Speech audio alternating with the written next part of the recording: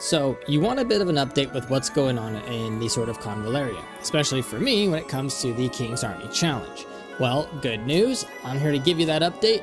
Also, to give you guys some other news that we got on the Discord channel. So, let's get to it. Starting out, first off, news.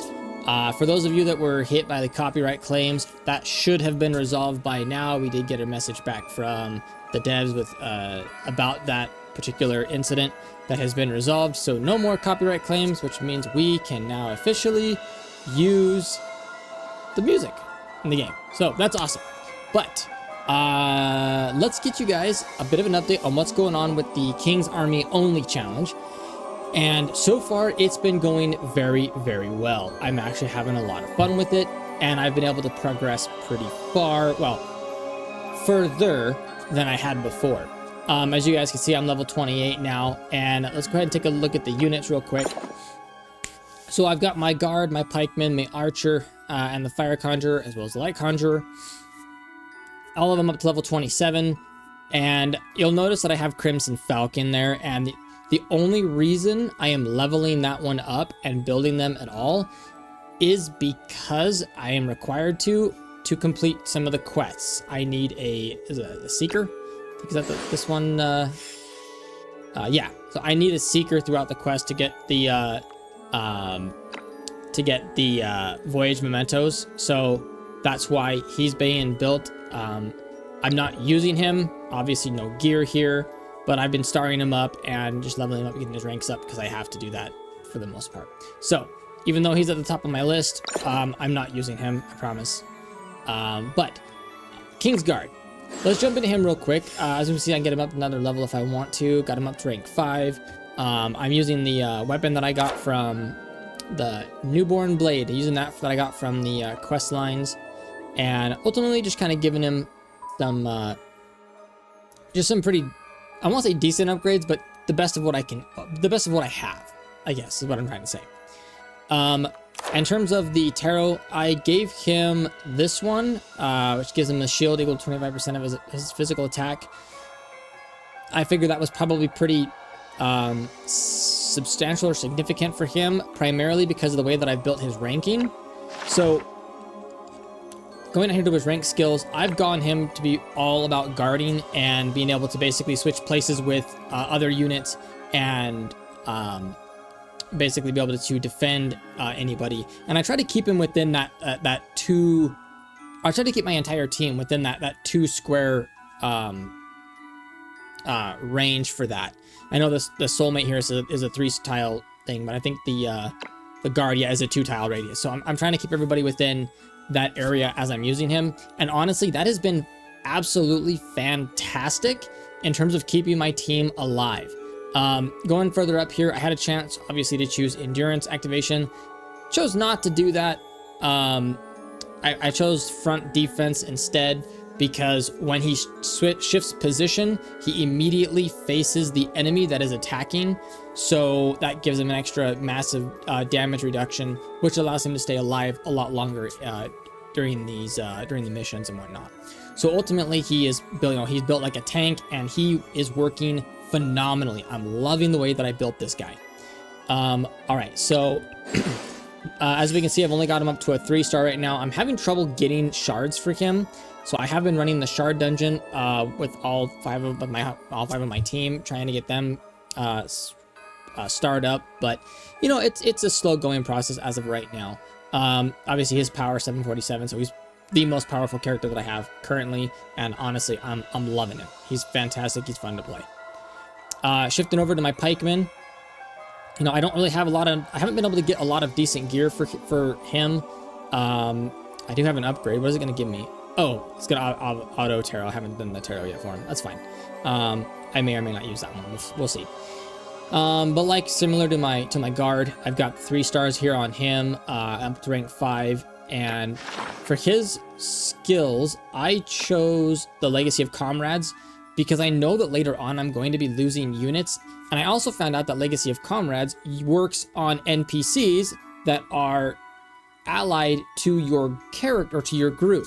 So if you have an NPC that just that the storyline has spawned in, if they die, he will gain the benefit of this, which is awesome. Sucks the character, the enemy, the NPC died, but you know what? Who cares? It's an NPC, right? That's all. As long as I'm gonna get a 30%, you know, boost to everything, like I'm good. I'm gonna take it. For my second skill, for each ally within 2 tile radius, character gains attack increase by 5%, up to 15%. This is awesome, especially if I'm keeping everybody within a 2 tile radius, because of that aspect. Just gives them a massive attack boost, which is really nice, especially when I'm launching those his spearing, where he launches out 4 squares ahead of him.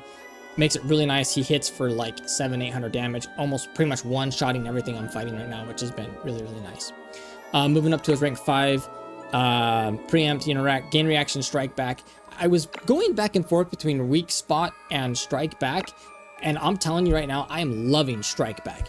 It is fantastic to see somebody come in and attack him, and he just hits him first. I've won many a battle by him just poking them before they get to poke me, which is awesome, and I really, really, really love that skill. Other than that, you know, like I said, there's really not a whole lot going on with him. His stats, you know, he's my second most powerful character, so it's pretty nice having him. Onward next, the Archer. My Archer, I love my Archer. I really do. I got her up to 4-star. She's fantastic, does a great job. She's a little bit weaker than most of my other units, but it's okay. You know, for the record, she is awesome. I like her. In terms of my skills, I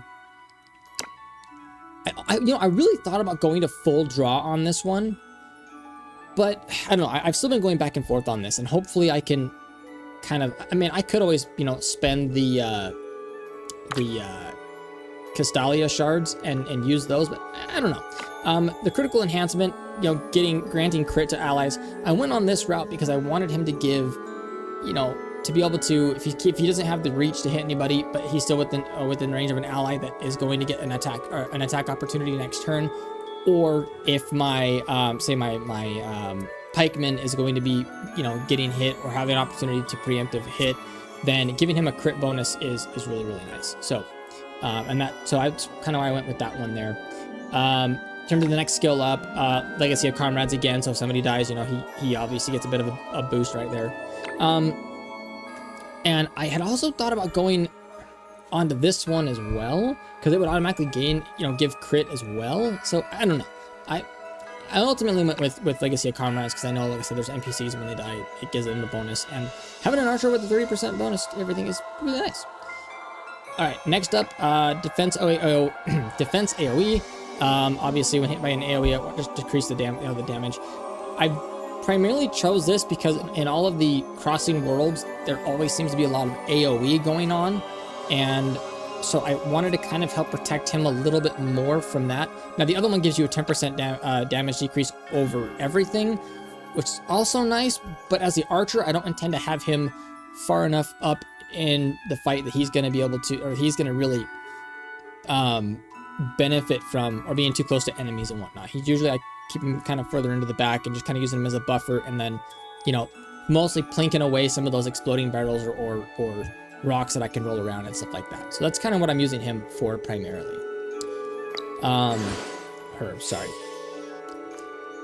Crimson Falcon, like I said, I'm not using Crimson Falcon at all, so we're going to switch up. We're going to get away from that one. Fire Conjurer, same thing. Got her up to level 3 stars. Got her a couple of decent pieces of equipment here. Nothing really fully upgraded yet. I'm kind of running low on the upgrade materials for upgrading stuff. So, but I'm sure if I go farm those, I'll be more than happy to, or I'll be fine in getting the amount that I need. For the skills over here that I chose, I went Fire Pillar, AoE damage. I love this skill. It is fantastic. Next up, we got the Blazing. At the end of the turn, inflicts Scorch on one random injured enemy within 3 tile radius of the character. This has been really useful, considering the fact that she gained her trait increases her magic attack whenever she's within 2 tile radius of her own units, and I think it's like a 5% or like 10% increase per person that's within this area, which is awesome. Like, that's great. I'm loving that. So she kind of stays closer into the battle for the most part, and if I ever need to, you know, reach out and touch things, I just throw out some Fire Pillar and whatnot. So this has been really nice to, you know, be able to inflict Scorch on everybody that's around and whatnot. And then of course Endure takes 50% less damage over time because once again I'm in those dungeons where I'm consistently getting attacked by or hit by AoE. So and then I think the other one was still the same thing, the 10%. Yeah. So ultimately this is how I have Fire Conjurer built. She's been a lot of fun. Fantastic unit for my team. Last but not least is my Light Conjurer. He's the weakest of my crew, but you know, she does the job. I don't know, it looks like a she to me, honestly. But going over here to her skills that I've chosen, or its skills, I don't know, he, she, whatever it is. I'm gonna go with she. But I chose Sanction on this one just because I want to do some extra damage early on. I also went back and forth on Purify here because I didn't really, I don't know. I probably should have chosen Purify just because the fact that I get a lot of debuffs on my characters, and I wasn't really on my team, and I really wasn't expecting that. So I think I might spend one of the shards up here and buy that one just so I have it available to me.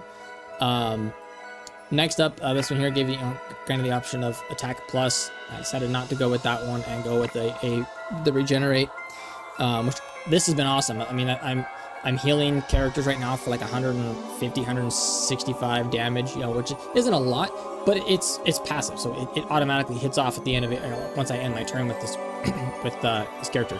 And once I hit a heal on somebody, it's like, hey, it's an extra free heal. I like it, you know, and it's been really nice. And then of course, you know, more take less dot damage because I'm farming in those stages. So, all right. Other than that, this is pretty much all the character updates that I've gotten so far. So there's my characters. Let's go ahead and jump into how far I've been able to progress so far. So in Crossing Worlds, I have attempted or beaten. I haven't done any of these two yet. So this one I've cleared it as far as I can until it's locked to the locked point. In terms of memory retrieval, I think, yeah, I've cleared everything up all the way up on these ones. So until where I'm locked at, and everything in here has been really easy. All these 3 stars all the way up, once again, up to my locked level. So I think everything in here I have cleaned. Yeah, everything in Crossing Worlds that I have unlocked as of right now is as far as I can go, and I have had 0 issues. I think the only one that I really had an issue with was Weaponry Trial, the first one, and I think I lost 1 unit. I think I lost my pikeman, and that's about it. Everything I've been doing really honestly has been on auto. I haven't needed to stop or do anything and like manually do anything with this team. It's been really nice. I'm enjoying it. In terms of the tower, this is one where everyone's kind of wondering how far I've gotten. So I only did the first level, and I just hit floor 2. I haven't really jumped into this too terribly bad. I know this is probably one of the parts you guys really want to know. Everything has been auto on this going forward, and I'll show you guys some footage of that here in a little bit later on. If you're interested, I'll throw some footage out of how the team is doing in terms of that content. So that's pretty much Crossing Worlds. Just not a whole lot going on there.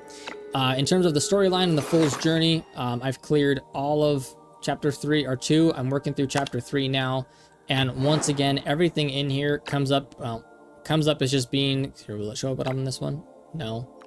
Everything comes up as being overwhelmingly easy. So, and that's pretty much how this has been. Like, I have not had any trouble clearing content at all. So, and it's been really fun. Spiral of Destinies, I have not started. I'm not touching that yet. I'm going to be starting a new, what's the word I'm looking for here? Oh my gosh, I'll think of the word for it later. But I'm going to be recording my entire time going through the Spiral of Destinies from the very beginning all the way down, and kind of like starting like a new list of those. Not channel, but it's you get the gist of what I'm trying to say. A new set of episodes we're all going to be going through there. But other than that, that's pretty much all I have for my characters. I don't have anything to summon on stream. I'd love to do some summonings, but yeah. So I do want to talk a little bit about some of my pros and cons that I'm having right now with the game, things that I like, things that I don't like. The first thing I'm gonna just throw out there is I really do not like the energy system, and some of you may have heard me say something about that on the Discord. And XD, if you watch this video, you gotta fix the energy system. This is absolutely ridiculous and it's stupid. I'm sorry. When it takes me 40 energy to play one stage in Crossing Worlds, I've got 240 energy. I get to play 6 times, if that, and I'm out of energy and I can't do anything. And it's annoying. All these stages should be, in my personal opinion, need to be down to like 10 to like 12 energy per run, especially if you're gonna limit us with this much energy. Now, granted, I understand I'm only level 28 and it's going to get better as I level up, but no, we need way more energy. I'm sorry. And comment what you guys think. You guys think we need, do they need to edit the energy around? What are your guys' views on it? I know it's easy, it's cheap to buy. It's 120 of your luck site to buy 240 energy, but I feel like there's better places we could be spending our luck site. And not to mention with that, if you look at most other gacha games, including Langrisser or Summoner's War, their energy is their energy allocation, in my opinion, is way better. It's cheap. Granted, you're farming a ton more, but you're going to be farming a lot here anyways. So I have found that by the time I'm finished with my dailies, I'm out of energy and I can't really jump in and go play anything else. I mean, I can obviously go into Spiral of Destinies and play through that. So that's been, that's nice, but I haven't started that part of my journey yet because I'm focused on how far I can get in the main storyline, like I said I was going to. So other than that, you guys, that's kind of my biggest gripe on the game, is the energy, energy allocation. And yeah, other than that, I'm having a great time. I'm loving it, and I hope you guys are too. So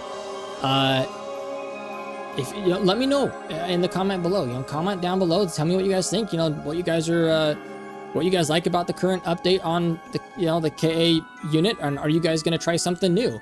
Honestly, looking at some of these characters, I actually want to try a Papal.